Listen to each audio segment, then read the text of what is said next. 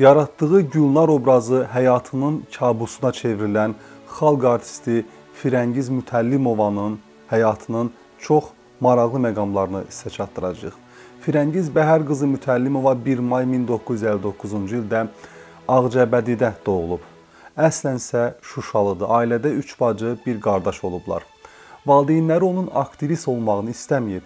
1976-cı ildə Azərbaycan Dövlət İncəsənət İnstitutunun dram və kino aktyorluğu fakültəsinə daxil olub. Atası deyərmiş ki, bu vaxta qədər Bəhərin qızı Firəngiz deyirdilər, indi deyəcəklər ki, aktrisa Firəngizin atası Bəhər. 1980-ci ildə daxil olduğu institutu bitirir və həmin il Azərbaycan Akademik Milli Dram Teatrına aktrisa kimi işə götürülür.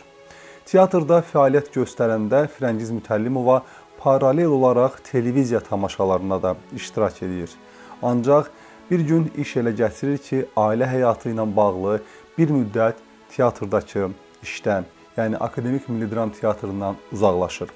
1996-cı ildən isə yenidən Milli Dram Teatrının truppasına qəbul olunur.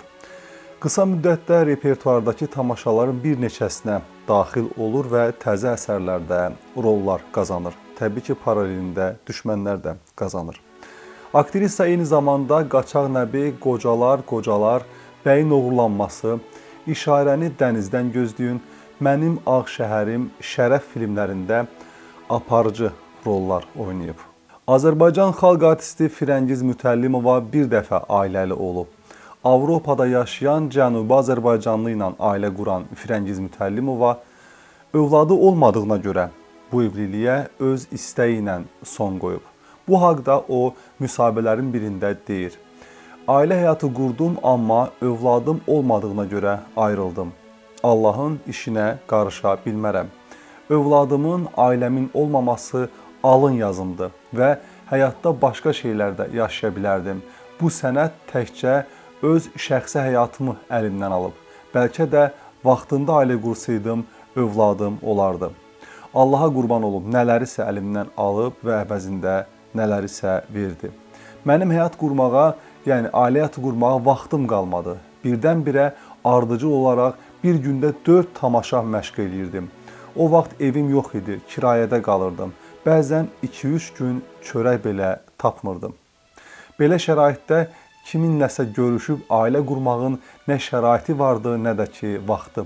İnanın ki, filmlərdə çəkilməyə vaxt belə tapmırdım. O qədər filmlərin çəkilişlərindən imtina eləmişəm ki. Bəzən olur ki, aktrisa olmağıma acığım tutur. Görürsən ki, sənə elə söz göndərirlər ki, lap ətin tökülür. Həmin yerdə bəziləri elə bilirlər ki, ciblərində biraz pulları varsa deməli kişidirlər. Kişilik başqa şeydir, pulla ölçülə bilməz. Bəzən elə əsəbləşmişəm ki, hətta bu teatrdan çıxıb getmək istəmişəm, amma getməmişəm. Aktrisa bu yerdə onu incidən insanlarla bağlı ad çəkmir, yəni o dırnaq arası kişilərin kim olduğunu və ona nə dediyini qeyd etmir. Aktrisa Topal Teymur Yad qızı televiziya tamaşalarında iştirak edir və ona ən böyük uğuruysa 1981-ci ildə çəkilən təbii ki, Səni Axtarıram tamaşasındakı Gülnar obrazı gətirir. Mən hiss edirəm ki, mənə qarşı laqeyd deyilsiniz. Amma özünüzü o yerə qoymursunuz. Xalq artisti Yaşar Nuri ilə tərəf müqabili olan aktrisa sonralar müsahibələrinin birində bu haqda deyir. İnsanların sevgisinin Gülnara, Gülnar obrazına yoxsa Firəngizə, yəni özümə olduğunu başa düşmürdüm. Bir növ şübhə altında qalmışdım. Gülnar məni insanlardan uzaqlaşdırdı. Bir gecədə məşhurlaşdım. Onda mənim 21 yaşım var idi. Gecəni Firəngiz kimi yatıb, səhər Gülnar kimi ayıldım. Xeyli tamaşaçı sevgisi qazandım. İndiyə qədər də mənə Gülnar deyənlər var. Bir həftənin içində həyatımda bomba partladı. Ancaq şəxsi həyatım da bu bombanın darmadağınında məhv oldu. Bir günün şöhrəti həyatımı alt-üst elədi. Gülnarın həyatı ilə hardasa oxşarlığımız var. Bir oğlan hisslərini deyəndə çaşbaş qalırdım ki, görəsən o məni sevir, yoxsa Gülnarı.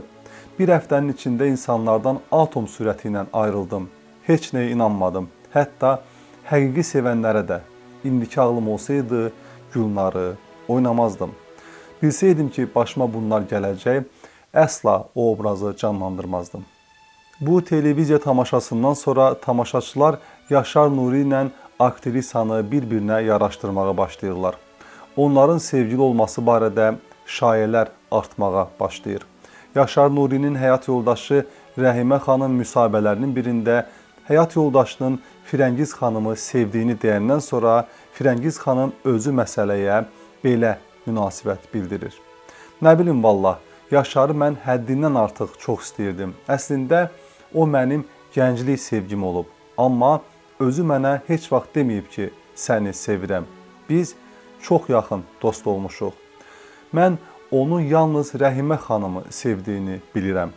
Doğrudur, qastrol səfərlərində olanda həmişə məni qoruyub.